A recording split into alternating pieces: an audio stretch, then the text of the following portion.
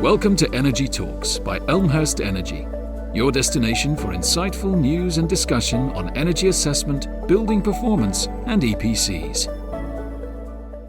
Hello to all our listeners. Welcome to episode 3 of the Energy Talks podcast. And on today's third episode, we're going to be talking about all things retrofit. We've called it Are We Retrofit, which I'm sure nobody will find amusing. I think I've used that plenty of times in various articles that I've written, but it is still fit for purpose, to coin the phrase, to make a joke out of it. We are sort of 3 years into what I would consider retrofit now. We've seen PAS 2035 arrive and implemented. We're now seeing another version of PAS 2035 coming through. We'll talk about that in a second. So it is a good time for us to be sort of looking back and figuring out where we've gone from, where we've got to, and what does the future look like. So to help me with this, it is a great pleasure to welcome my colleagues, Josh Wakeling and Simon Flint. Hello, gentlemen. How are we doing? Hello, very good, thank you. Afternoon, yeah, all good, thank you. Excellent. We're all in different places. I'm from home today. Josh, you're in one room in the office, and Simon, you're in another. So this is a brave new world for all of us. So we've got quite a loose agenda, I think. We're going to make this very conversational, like we do with all these podcasts.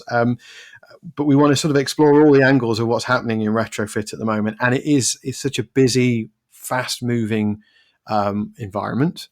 There's lots going on. It's hard to keep on top of things. So the challenge is really, as a scheme, how do we communicate that to our members? So we're very excited to be doing a podcast, and I'm sure we'll do more on this subject. But as we go through this, we'll be signposting you to where you can get more information or what's coming down the line. And obviously we're here to help support all our members in what's happening in this area and beyond. So I'm going to start off with sort of, I suppose, the big news really. Apart from Rishi's comments the other week, which have been, I'm sure, very badly received by our industry, and we'll probably come on back to him at some point. We've had an update to the PAS. So PAS 2035 is the overarching process for doing whole house retrofit in the UK. It's been in place since 2020, I think, maybe slightly before that. And it's designed to be updated on a regular basis, and we've just had a new version land. Now I'm going to bring in Josh at this point, because Josh, you've been quite well involved in this in probably earlier this year into sort of the back part of last year, because that's how long these things take. Do you want to give us a bit of an update on what's been happening with the PAS? Yeah, definitely. I think it's pretty much taken over mine and Simon's life for the past 2 to 3 years as well, so we are in the thick of it. But recently we were asked to attend the PAS 2035 steering group, which is the sort of industry leading group that looks at all the changes and how to update the document, and the plan is to update it once every year and allow that then to be implemented into the schemes and into the funding routes. So the past 9 months pretty much is what we've been working on. This latest update, and some of the key items, I think the biggest one really is the risk pathways. So they've been removed. So we just have one route for all retrofit, and then depending on the complexity of the project, you then add on extra requirements for each project. So that's going from A, B, and C to a singular risk pathway with bolt-ons, basically. Yeah, so for example, high rise, there's specific requirements that will be for high rise, rather than it being specifically pathway C is only for high rise. Yeah. So it's kind of similar processes, but just made it simpler to understand rather than having the different pathways, really. Good. Okay. So that's one of the big changes. What else is going on? I think one of the big changes, which is sort of needed but is a big cost implication, is really the retrofit coordinator site visit requirement. So the document talks about the fact that retrofit coordinators will be required to visit site on at least one of the projects, on one of the measures at certain points. We had lots of discussions around the fact that when does a coordinator actually visit site, because in reality you might have multiple measures being installed, and so they can't be there for every single one, because that is quite costly, obviously. But we've come to the reality of a situation where you go, okay, it depends on how they interact, how the measures are interacting. So if the measures interact with each other, then the coordinator should be available to go to site to ensure that the two different measure installers are able to interact with the measures at the certain point, because there's more higher risk there. So that's sort of where the basis is going for the coordinators. But obviously, it does add a lot of cost in, and I think we probably will see a higher demand for coordination services and more training, and lots of things on the horizon for that, I imagine. Yeah. So there's the concept of it being upgraded every year. I think is a good one. What you said there is you've been at that for sort of 9 months. Does that then mean you stop for 3 and you start again and you start reviewing the next version of PAS, even though the current one has only just been released and hasn't been implemented yet? Yeah, so the process, from what I understand, and I could be completely misunderstanding or misinterpreting this, is but we create a scope right at the beginning of what do we want to discuss for this session, i.e. for the next year, and what is out of the scope, i.e. possibly too big or too much to deal with, or we don't know enough information about it at the minute, or need to do a bit more work on this area, etc. So you create a scope of what you want to discuss first, and then that allows you to then say completely yes or no, we're not discussing these things, and you just ignore those things that aren't in scope and only concentrate what is in scope.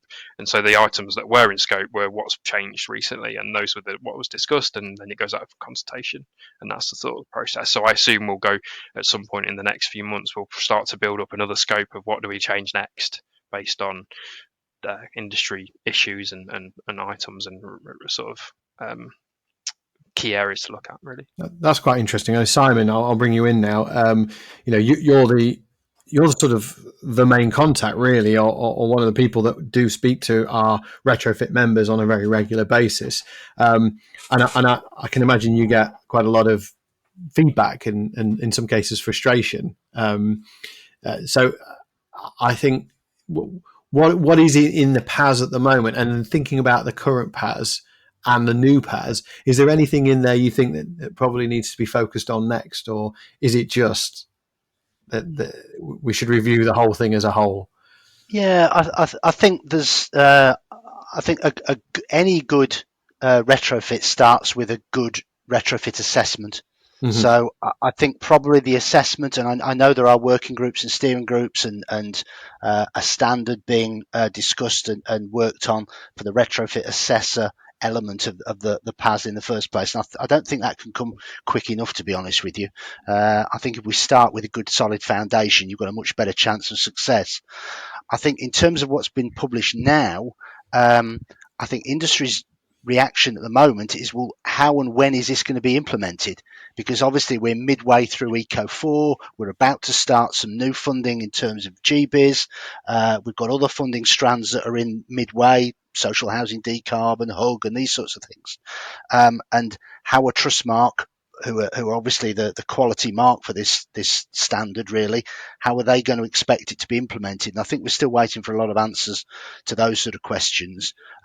One change I would point out that I was quite surprised to see, they've actually made it free of charge now, though. The PAS document can be downloaded for free from the BSI website, whereas the last version was £130 odd. So if you do want to get yourselves a copy of it, it is really easy to do. You have to register, but it is then free of charge. So anyone who is even vaguely interested, I would urge you to download your own version of it and have a good read through, because there are some subtle little changes in there that will impact on your role, whether that be as an assessor or probably more largely as a coordinator with the risk paths changes and the site visits, as Josh has alluded to. Yeah. I think I can help on some of the delivery points.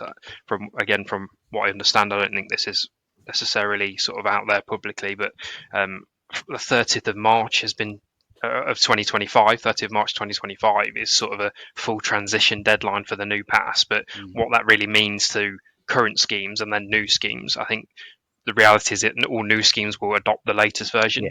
Is what I think that's likely to be. It would be very difficult to see how you could swap from one version of PAS to another midway through a delivery of a scheme.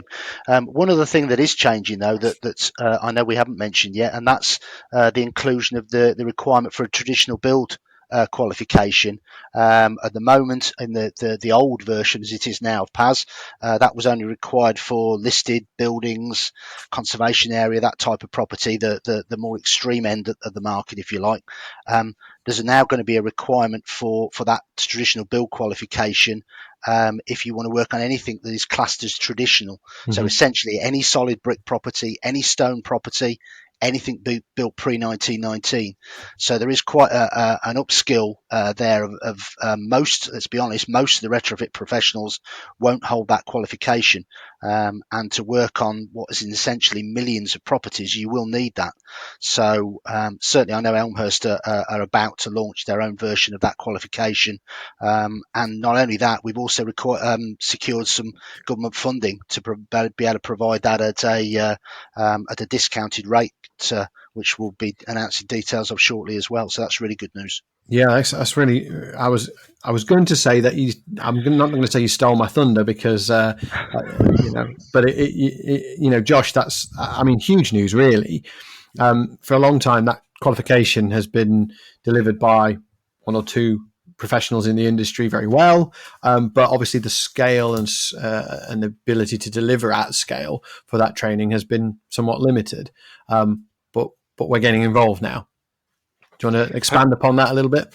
Yeah, definitely. I think when we were talking about it, everyone agreed that more understanding of traditional buildings and solid brick properties, pre-1900s, and all of these areas are critical, that we get retrofit right in those properties, that we don't cause ongoing damage, or we think about the longevity of the buildings rather than just continue as normal because they're not a listed building.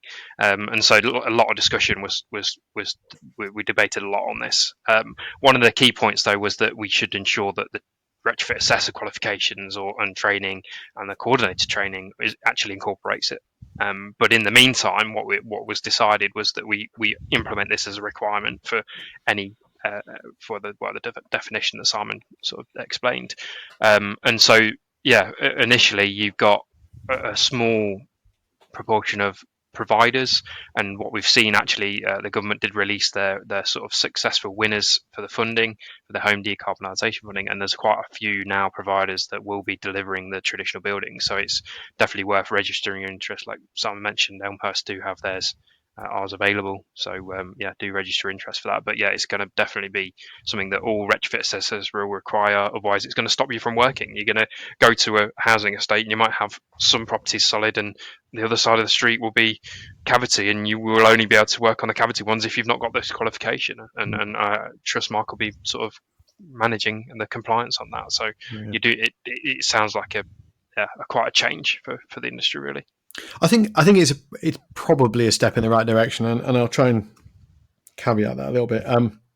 Anytime you put a new requirement in place, there's a challenge, and there is cost, and there is time and impact. But I think anything that makes or helps improve the general knowledge of the assessment team, workforce in the field, or whether that's coordinators who have already got a good level of competence, but this sort of just adds an extra layer on that's specifically for listed and traditional, significant buildings, I think it is good. I think a point that I will make on this is that the requirements of a retrofit assessor or coordinator or designer is to understand the relevant British standard around, designing or assessing or working on these traditional, historically significant buildings. Really, what we're looking for is them to identify that A, that they're there, and B, what is significant and what isn't significant, so that when designs are put together, that historical significance is maintained, isn't lost. It's a really interesting part of the job.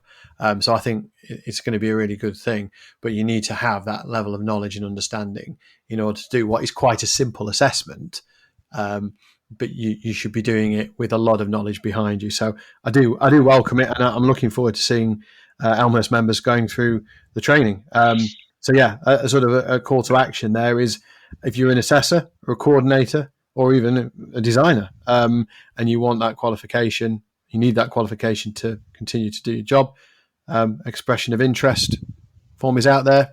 Get in touch, and we'll be back in touch when we're ready to roll it out. We talked about Eco 4, Simon.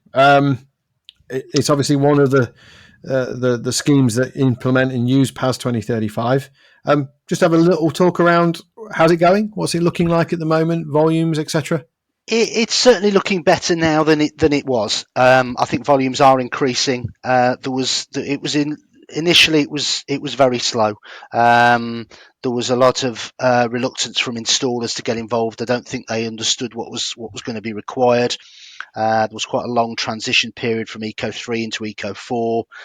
Trustmark changed a lot of their requirements in terms of the level of data that they wanted lodging with them, and changed that sort of project lodgement process. All those things seem to have settled down now, and volumes are increasing. I mean, we're into the thousands per month now.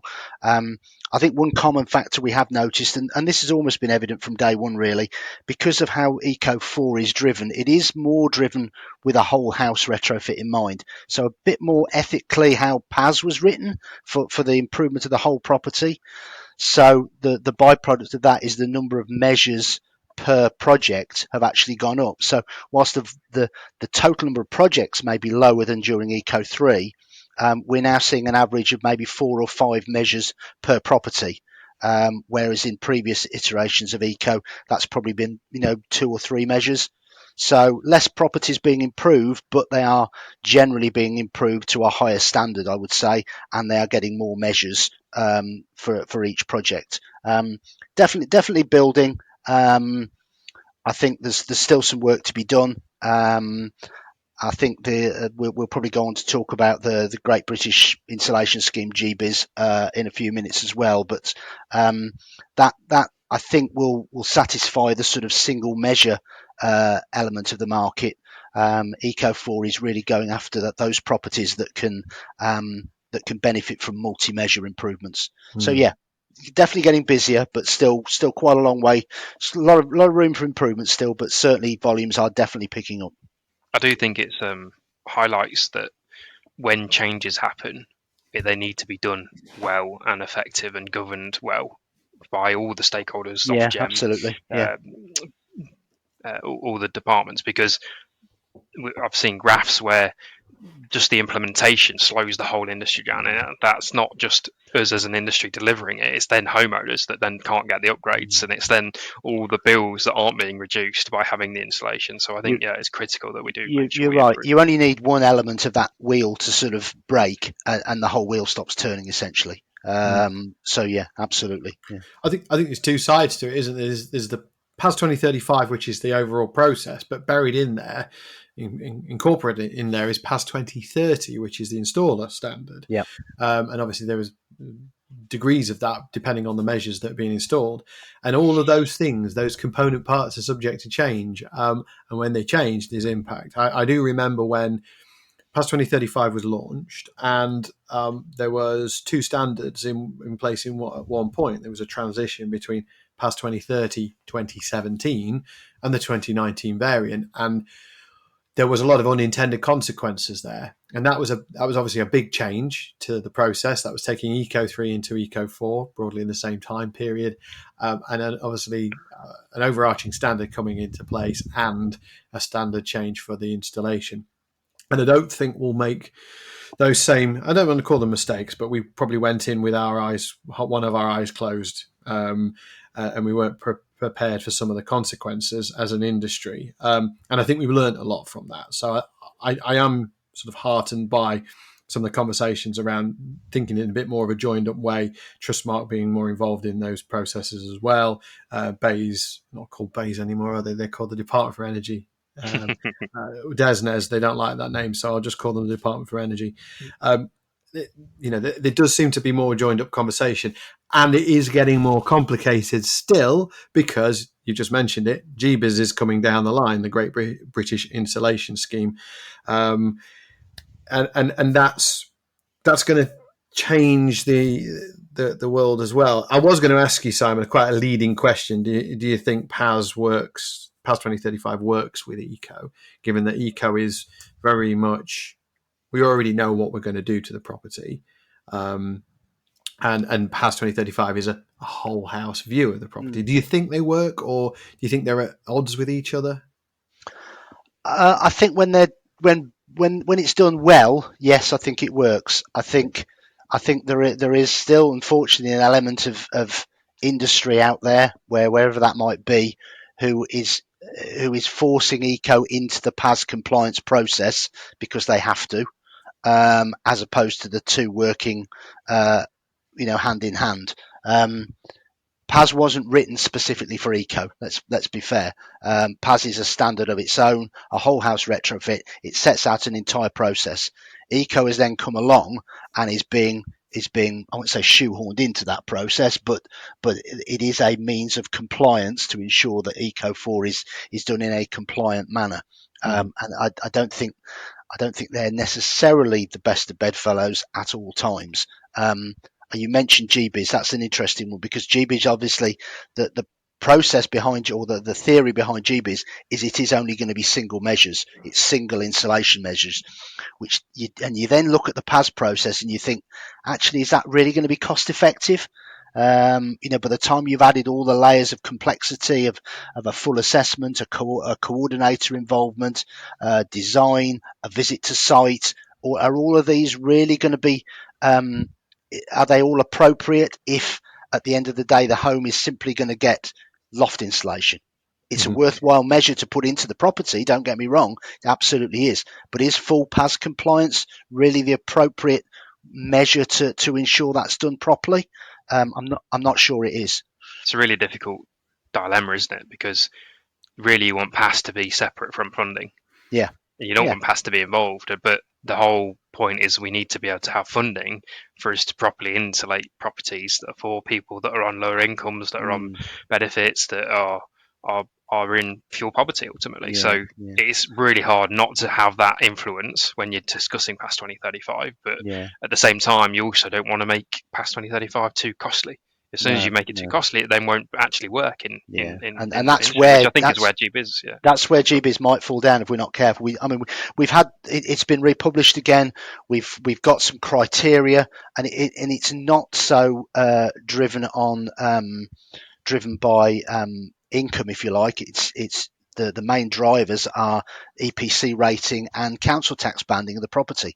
So it's targeted at the poorer performing EPC properties banded D to G, and the lower council tax bandings A to D in England, A to E in Scotland and Wales. Don't get me wrong. There is still some means testing in there as well, in addition. But essentially, anybody in an old, poorly performing property would be entitled to some funding under GBIS to get some insulation, whether that be cavity, loft, solid wall, flat roof, underfloor. They're all in that pot. But as I said, I'm not sure that the financial calculations, once you've put all the PAS costs on top of that, will make some of those practical. So I think we do need a route to market for that scheme that maybe has the assessment element in it, because I think that's where we need to understand what's actually happening at the property now, and then need some sort of balance at the end to make sure we've achieved the aims we wanted. So maybe a pre and post assessment. But whether it needs that full PAS compliance, I think may well just make it simply too expensive if we're not careful. So I think you've summarised it really well there. I was going to come in and say I've been on some steering groups around the scheme and how it's going to be the framework that's going to sit behind it. Whether that's going to be PAS or something else, and I can't say too much on it because I'm not allowed to, mainly because we haven't made any hard and fast decisions yet, and it would be unfair to do so. But I think it's right. I see a real opportunity around GBIS. There is still a lot of low hanging fruit. There's properties out there that are poorly performing, and to require them to go through quite a lot of disruption to improve them.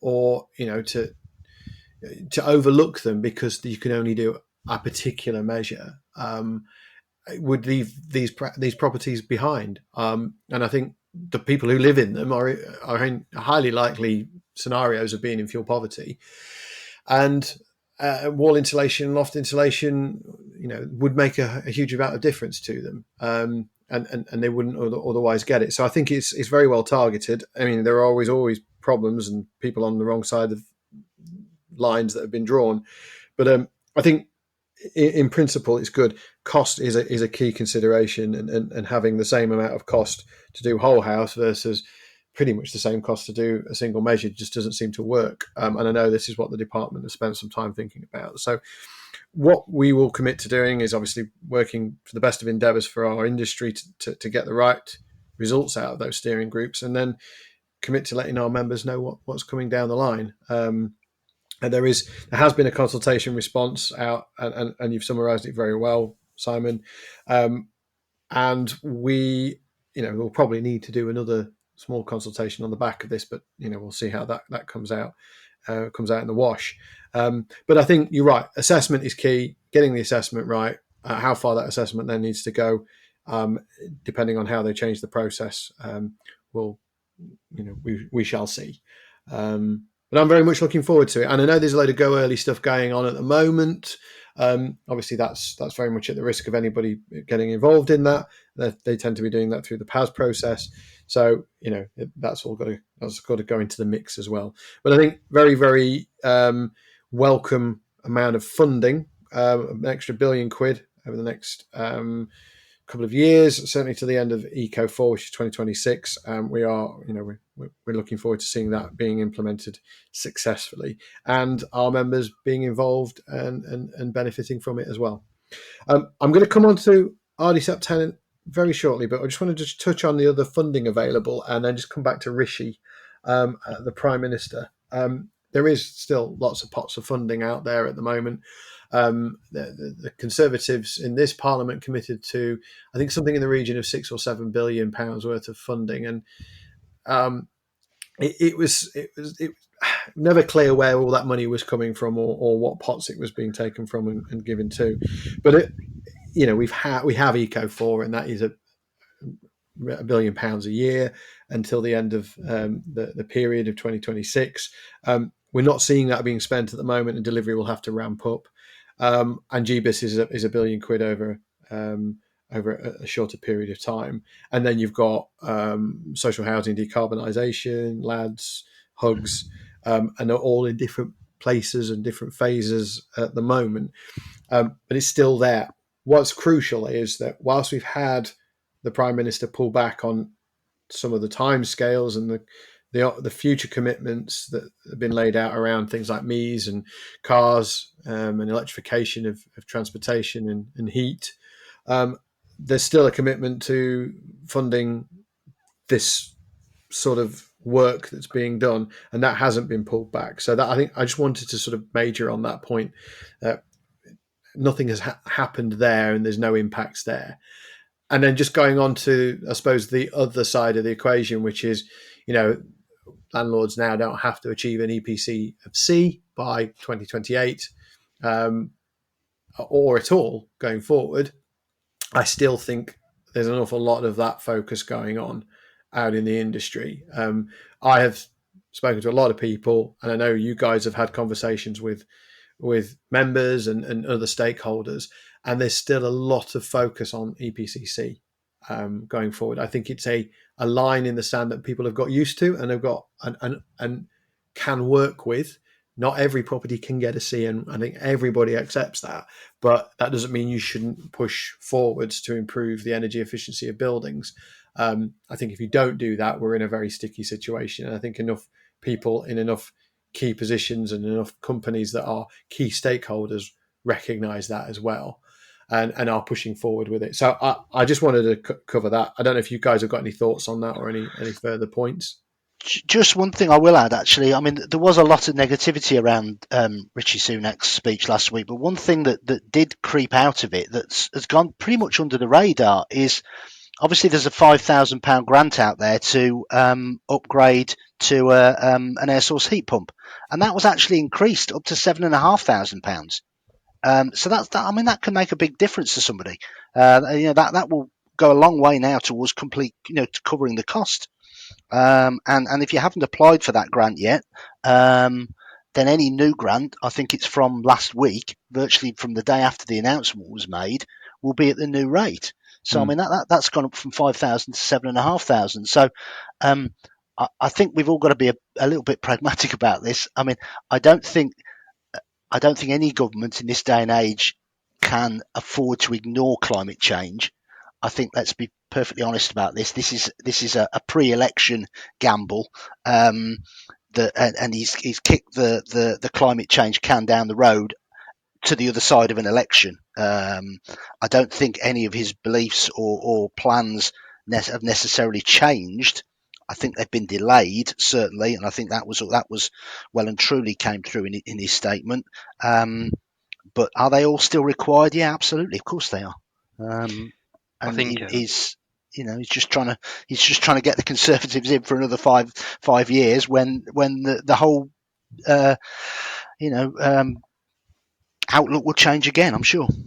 Yeah, the industry can't wait for general elections to happen. So no. I think what the key point you mentioned, Andy, was that obviously the industry itself is sort of proceeding anyway. I think if you're a conscientious landlord, then you know that the environment issues exist and you're going to want to do what you can and do your bit. And I think there are a lot of landlords out there that want to do that. And having that target, like you say, was quite good for an investment plan and knowing what to do over the next 5 years or long-term investment in how to improve their building. And ultimately, the landlord might get better rates if they install better, more efficient equipment because the tenant gets a cheaper bill ultimately. So all of it is sort of positive and goes in the right direction.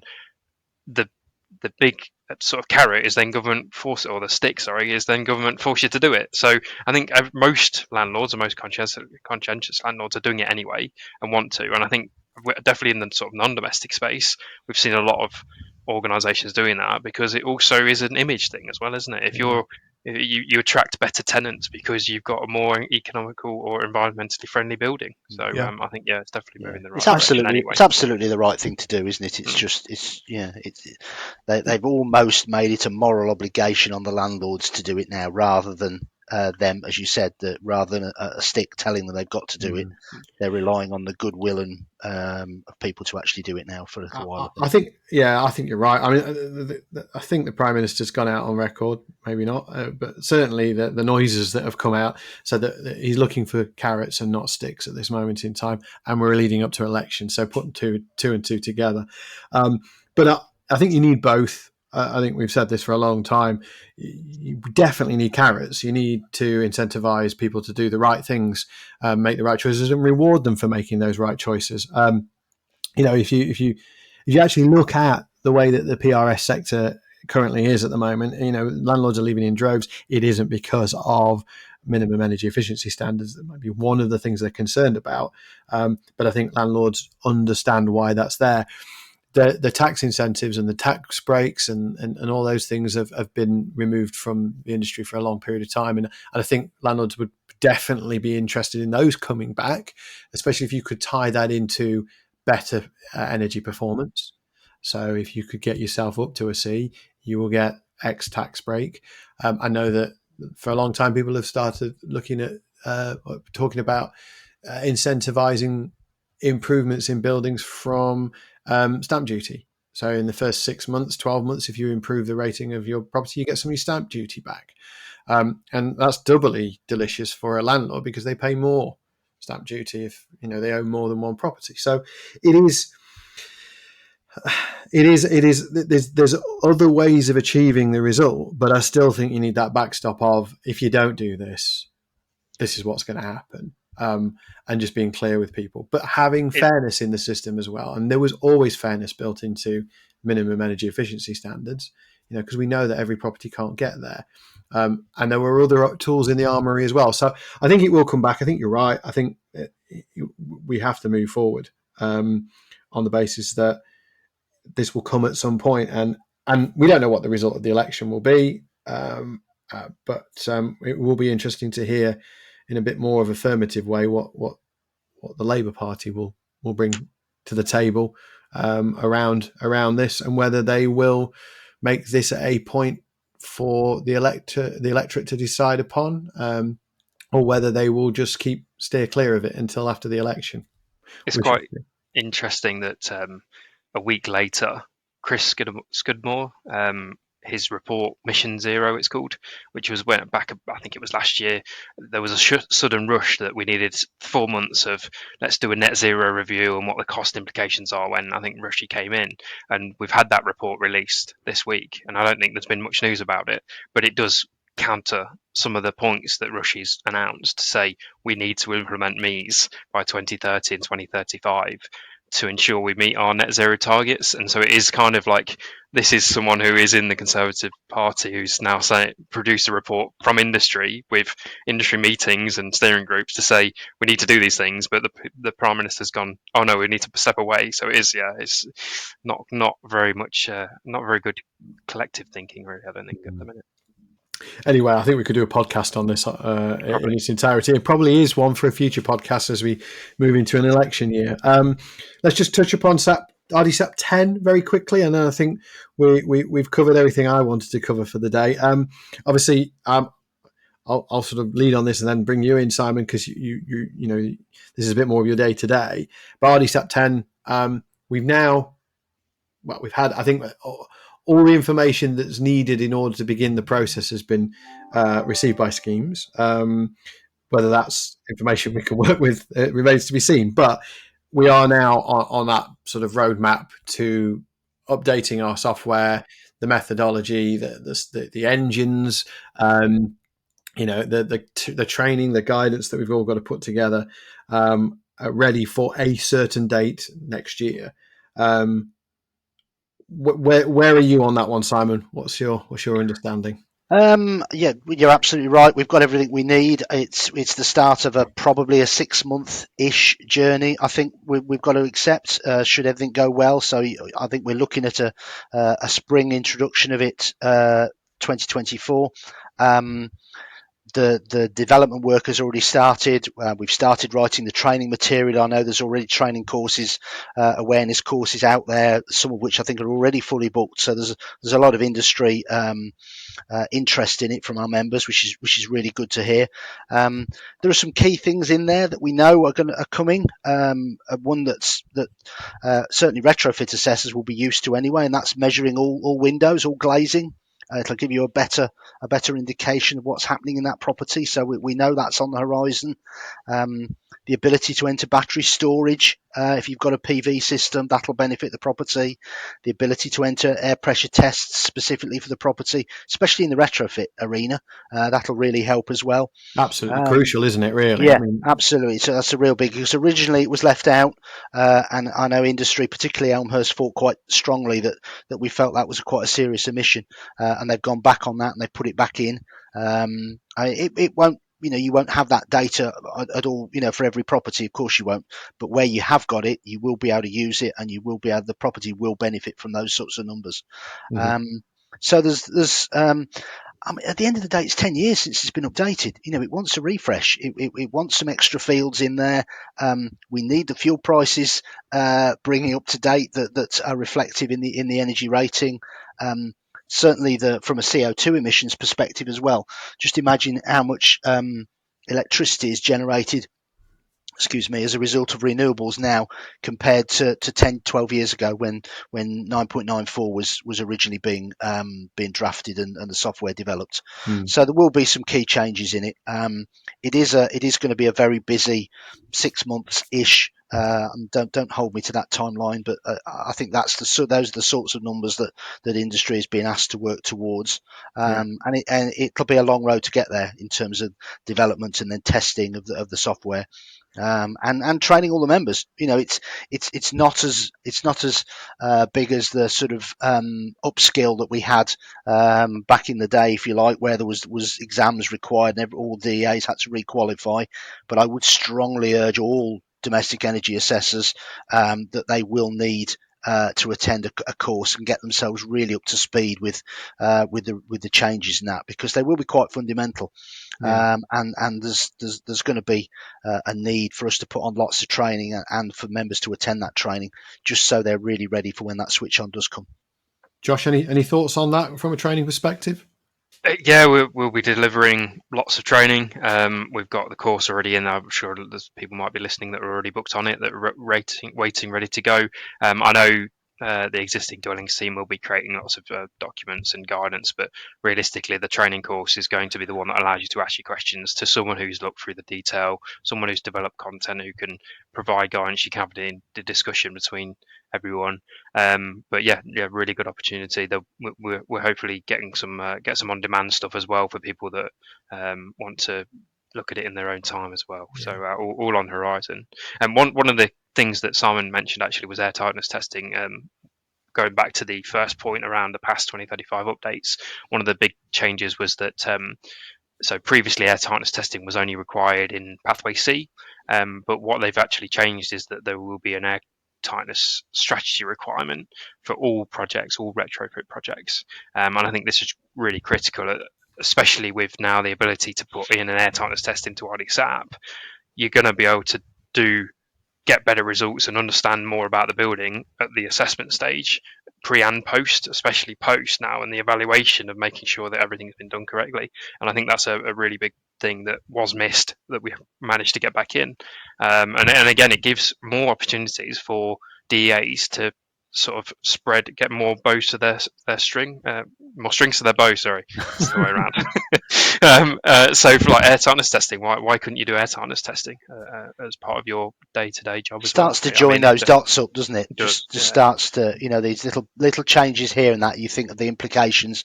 It's almost like a ripple effect, isn't it? You make one change to a bit of software, and suddenly that can have multiple benefits to all sorts of groups of people.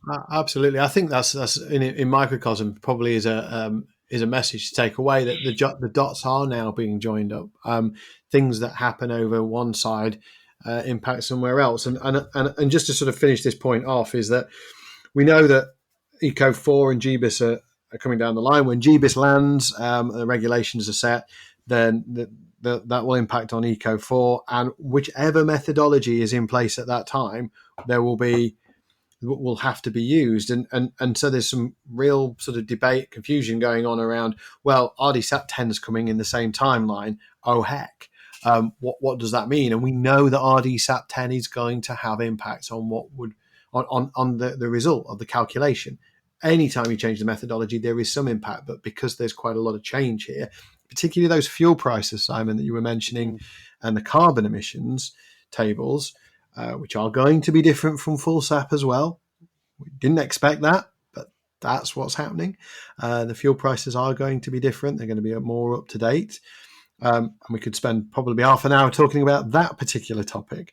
But all of that means that if you were to do a calculation on 9.94 for all your pre-upgrade assessments, and then you have the measures installed and the property's been upgraded, and then do it on 10, you're not comparing apples with apples.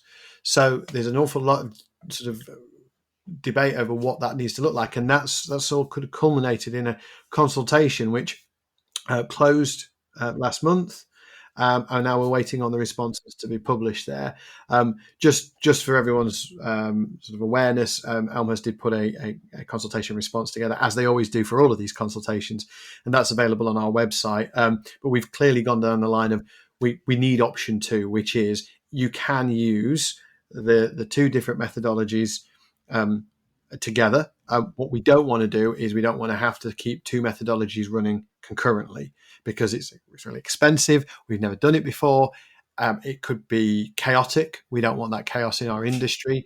We'd rather have the ability to have the pre and the post calculation done in the methodology that's available at that time when the project is started, and then just review things in the latest methodology if and when that applies.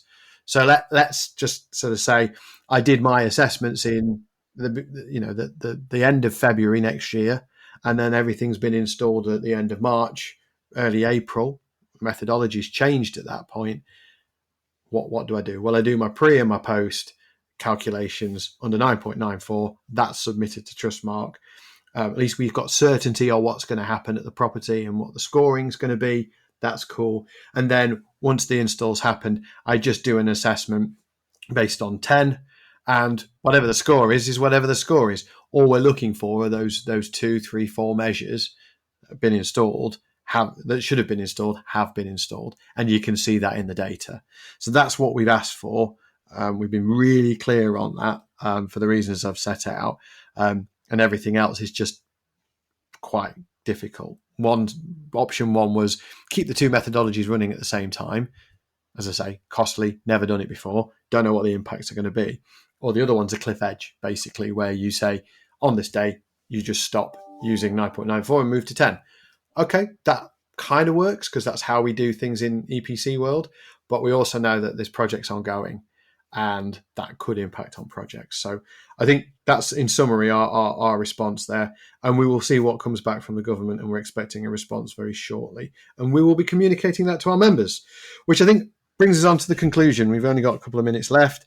That's a really interesting discussion, guys. Thank you so much for joining us. And I think there's going to be more to unpick here on many of these things. GBIS when it comes along, RdSAP 10 when it comes along, and what's going to happen politically. What do our members need to do now?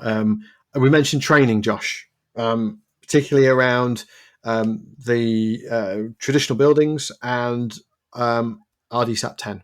What's the message there? Well, first to mention is that the government have released the funding or released successful winners for funding. So the first thing is, if you're not a DA and you're listing, then there's potentially going to be funding to become a DEA. If you're a DEA and not a retrofit assessor and you're interested in understanding all this that we've talked about now, then there'll be funding for that as well.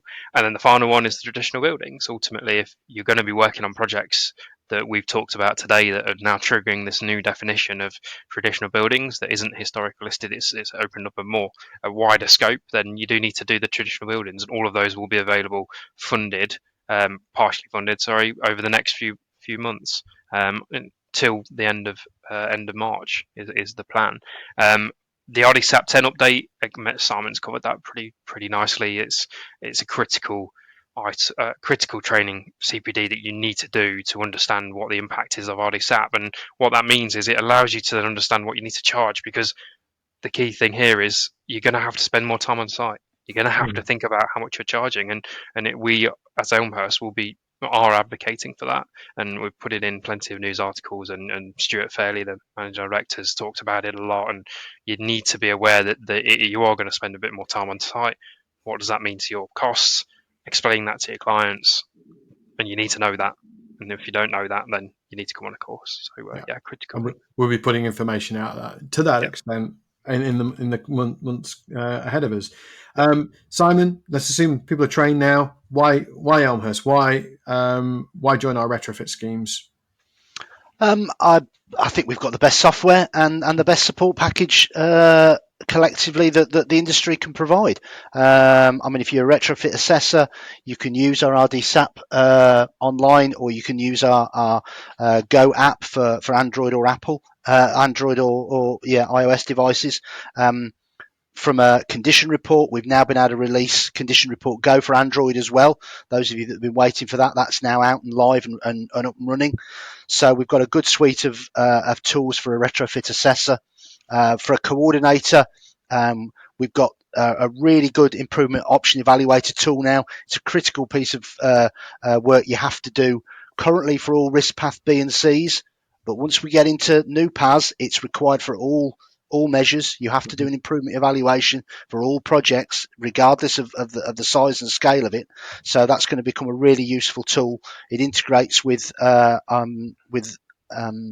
assessments completed through Elmhurst, and we've also got the integration with our partners at EcoServe as well. If you're a coordinator and you want that end-to-end process that works with an installer-led sort of platform, if you like, then you can submit all your work and you can use that EcoServe process. Likewise, if you're an assessor, you can link into that as well. You can do your assessment through EcoServe. And since the mergers, the retrofit teams are now fully integrated, so we've got a good resource to help and support our members, whatever the query might be. I'm sure we can help you out and get you to be a full and active member of whichever scheme it is. Yeah, no, I think that's a really good point, Simon. The merger has brought a bigger team together. We've looked at the best of both. Obviously, we made a decision on the software. but that some of the points that were strong in the Stroma platform are coming over to the Elmhurst platforms, including that Android release, sort of pushed along by that, and obviously the EcoServe integration that was with the Stroma side is now available through the Elmhurst side, and we'll continue to support that and push and improve that level of integration, because the software is really good. In fact, it won an award on Friday because it is that good at the Energy Efficiency Awards. So we're really happy with the situation there and what they're doing with their platform. And I think between us, we're giving you almost like the best of both, isn't it? They're brilliant software, our brilliant support structure and schemes, and the Elmhurst retrofit suite as well. Condition Report Go, RdSAP Go, and all the integrations within the Elmhurst platforms. So I think it's a very exciting time. It's moving very quickly, and again, you need a good scheme behind you to help you stay on top of all of those changes. And we are that biggest, best, brilliant scheme. So thank you very much, gentlemen. I thought it was a really good conversation. I knew there was a lot to cover, and we needed probably a little bit more time than the standard podcast, but I think you've covered it really well. I look forward to having you back on here in the future, as long as you'll put up with me. No, absolutely, no problem at all, Andy. Really, really glad to contribute. Thank you. Okay, well, thank you very much to you guys. Thanks to the listeners for listening through to the end there. We hope you enjoyed this podcast. Obviously, if you've got any suggestions for future podcasts, get them over to us. We'll take them under consideration. We've got some more of these to come, one before the end of the year, and then going into next year. So I look forward to doing more of these, and hope you enjoy them. You continue to subscribe. If you're not a subscriber yet, please do subscribe to the podcast. And I look forward to seeing you out and about at various conferences over the next couple of months as well. So all the best, and thank you for listening. Goodbye. Thank you for listening to Energy Talks. Don't forget to subscribe and send your questions and feedback to marketing@elmhurstenergy.co.uk.